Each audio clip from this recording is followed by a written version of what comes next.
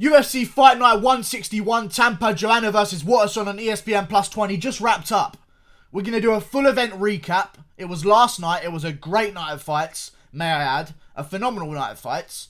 A stacked card. We're going to go through the entire event, starting at the early prelims, ending with the main event. Let's talk about every single one of them.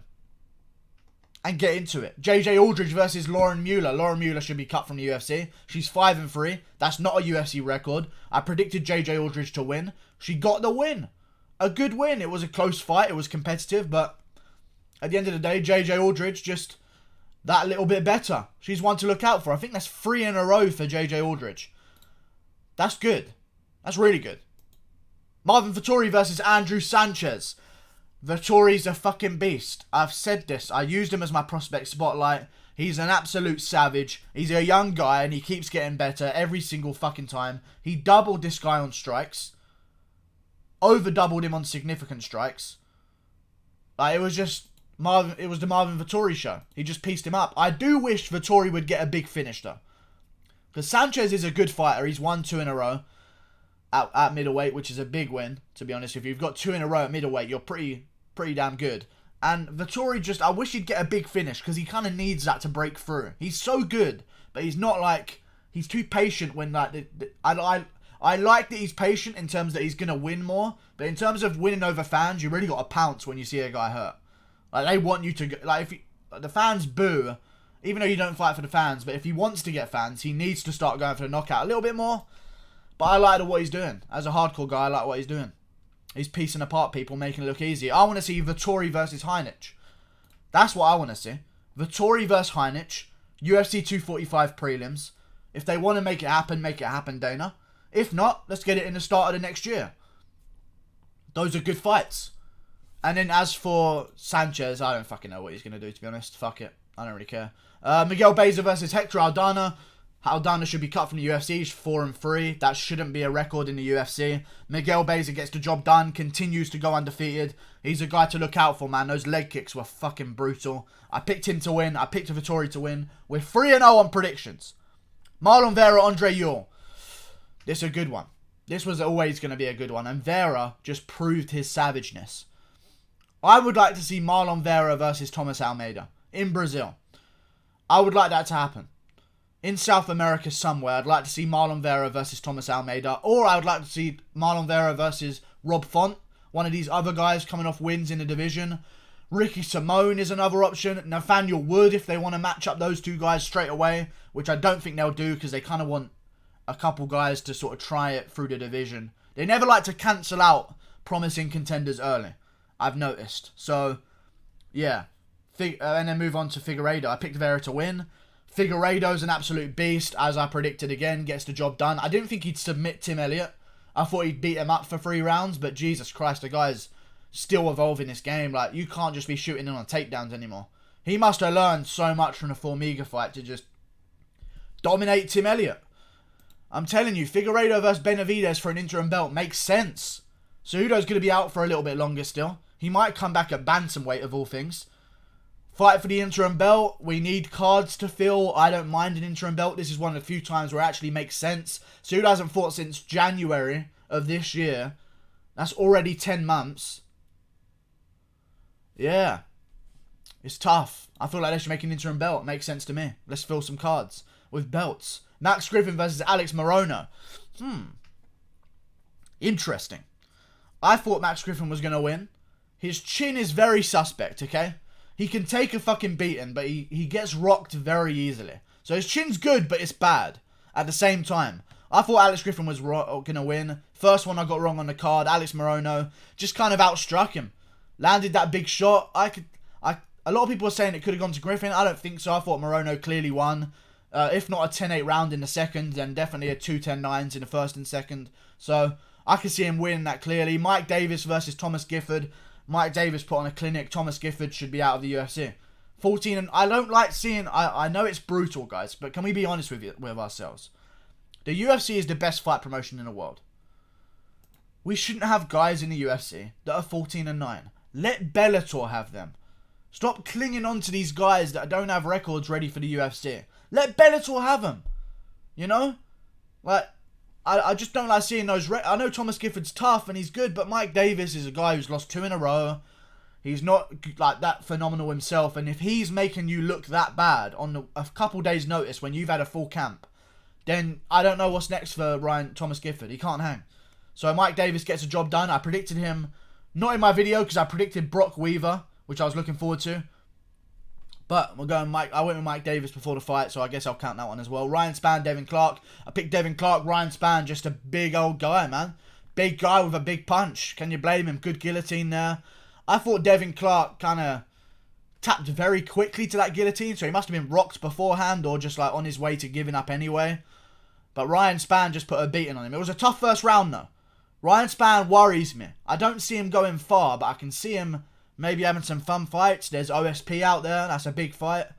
There's other light heavyweights. There's the winner of Sam Alvey, Shogun Rua to be had. Glover Teixeira is still in the mix, looking for up-and-comers. I don't mind it. Ryan Spann's a beast. He's marketable. He's a big guy with a big punch. I like watching him fight. I picked Devin Clark as the underdog, but Ryan Spann's a beast. They wanted him to win as well, so it's good. It's good that he did. Eric Anders, Gerald Meerschaert. Right, I'm counting this as a win because I picked Gerald Meerschaert to win. I was right because he did win, okay? I've watched the fight again. Gerald Meerschaert won. It comes down to the last round. Meerschaert clearly won round 2. Anders edged round 1. Okay? Clearly round 2 for Meerschaert. Anders edged round 1. Round 3, there was 5 strikes in it. Anders landed 5 more strikes. But Meerschaert landed a strike that wobbled Anders off balance and rocked him all over the place. And his legs were like jelly. And he's wobbling around doing the chicken dance. I know what I value more in a fight. I saw Meerschaert winning. That's a win for me. I don't know what I want to see next from these guys. Eric Anders versus probably someone like middleweight guys. Eric Anders versus the winner of Darren Stewart versus Deron Win. That makes sense. Matt Frivola versus Luis Pena. And Meerschaert can, I don't know, he should have won. Whatever. Matt Frivola versus Luis Pena. I thought Pena won again. And I picked him to win. So I'm right. Because he clearly won in my opinion. Matt Frivola's good though. Very good. And Luis Pena, man. He's lucky he has a good chin. Because he gets hit so often. Like, even though I'm saying that it was a robbery and he should have won, not really, like, that impressed by his performance. I didn't think... Like, I think if Pena's fighting like that against some of these top 15 guys, they're going to make him pay. I know Frivola's kind of good, but he's not the best in the division. These other guys at the top 15 are going to make Pena pay for that kind of style. Eating shots. Leaves himself open too much. He's too awkward as well sometimes. Matt Frivola got the win, but again, I picked Luis Pena. Luis Pena won in my eyes quite clearly. Got the job done. Moving on. I want to see Matt Frivola versus Jim Miller. Makes sense. Probably a little passing of the torch fight. They're hoping. I'm sure they're hoping that Jim Miller loses so he can pass on some clout to Matt Frivola and stuff like that. But yeah, that makes sense to me. Whatever. I don't mind. Luis Pena should fight someone like Clay Guida. There you go. That makes sense. Mackenzie Dern versus Amanda Ribas. Big Mac Dern just... the Jiu-Jitsu World Champion that can't get a fight to the ground, which was a theme tonight, if you remember the co-main event. Jiu-Jitsu outside of MMA is not Jiu-Jitsu in MMA. It's a completely different animal. You've got to have the wrestling to also get them to the ground. Because if you don't, they're not down like this, grabbing on your head. They're fucking standing there slinging bombs at you. It's a different sport. So it doesn't entirely translate, and Ribas is a black belt in herself, but she's a black belt and she'll be doing MMA. Big win from Ribas. I feel like Mackenzie Dern can still beat some girls, but just, you know, I don't think she can beat the top girls. And by top, I mean like top 20. But they'll feed her another bum, and it makes sense. Mackenzie Dern versus Michelle Waterson. That'd be great porn. Really good. Nico Price versus James Vick. His chin's gone. May it rest in peace. James Vick's chin is fucking gone. It's over. There's not much else to say about it. It's over. Nico Price has just done him again. It's rough for James Vick. I picked James Vick to win. Nico Price just, you can't sleep on him. That's 2 finishes off his back with strikes. Who does that? Nico Price does that. The freak. The creepy weirdo that Nico Price is he's the type of guy to finish off his back. That's who Nico Price is. I don't agree with his hairstyle, but we'll ignore that. He's just a scary guy. I feel like he should fight the winner of Mickey Gall, Carlos Condit, or he should fight Gilbert Burns. that also makes sense to me. Any of those fights with Nico Price right now, his stock went way up right then. So any of those fights with Nico Price, I feel like can be on the main card of any fight night easily. James Vick, I don't know, man. Go fight MVP in Bellator. Both at welterweight. Vick's chin, I don't think he can hang in the UFC anymore. I think that chin's going to forever be a problem. So if anything, you want to put your career right back on track, risk your luck against MVP. And if you win over MVP in Bellator, you'll get some steam behind your career again. But take some fucking time off. I don't want to see him retire. I want to see James Vick. I don't want to hear about James Vick for a year. And then after a year, I want to hear that MVP versus James Vick is the next headliner in UFC London. Or UFC Manchester in England. And just James Vick has to pray that he can get it back together. Because that chin is just... I can't bet on that chin anymore. It's too bad. You know? Nico Price is a beaster. A real beast. Landed that shot beautifully. You can't sleep on him anyway, man. You just can't relax or he'll catch you. And that's how it works. Cub Swanson, Kron Gracie. I picked Cub Swanson. People call me crazy, but I understand that Jiu-Jitsu is not the same as MMA Jiu-Jitsu, and you have to be able to get him to the ground, and Cub Swanson's a beast, and he can wrestle. And Frankie Edgar, just because Frankie Edgar can take down Cub Swanson, does not mean Kron Gracie, the guy who barely beat Alex Caceres, or, sorry, not barely, beat Alex Caceres, is going to be able to take down Cub Swanson. I don't believe that. Cub Swanson gets it done. Kron Gracie's tough. I don't know why people are shitting on Gracie. Makes no sense. I don't know why people are also not giving credit to Cub Swanson. This was a good fight. Listen, to finish Alex Caceres in the first round, you're at least a good contender. You're not like a absolute nobody in the UFC. If you beat Alex Caceres, that's kind of a good win. It puts you up there. Cub Swanson coming off losses, gets the win back. I'd like to see Cub Swanson versus Arnold Allen. That makes sense to me. Cub Swanson, Arnold Allen. Cub Swanson, Sadiq Youssef. Cub Swanson versus someone else, or whoever the fuck, I don't care. Kron Gracie should fight Ryan Hall, regardless of what happened tonight. I'd love to watch that fight. Two jiu-jitsu guys going at it. Ryan Hall, Kron Gracie. It makes sense. It just makes sense. Cancel both those guys out so the casual fans can enjoy themselves and not watch jiu-jitsu. Jiu-jitsu. Kron Gracie, Ryan Hall makes sense. If not, Kron Gracie, Ricardo Lamas. Kron Gracie versus some other loser. Masad Bektik. That's also a good fight. Let's just push Kron Gracie.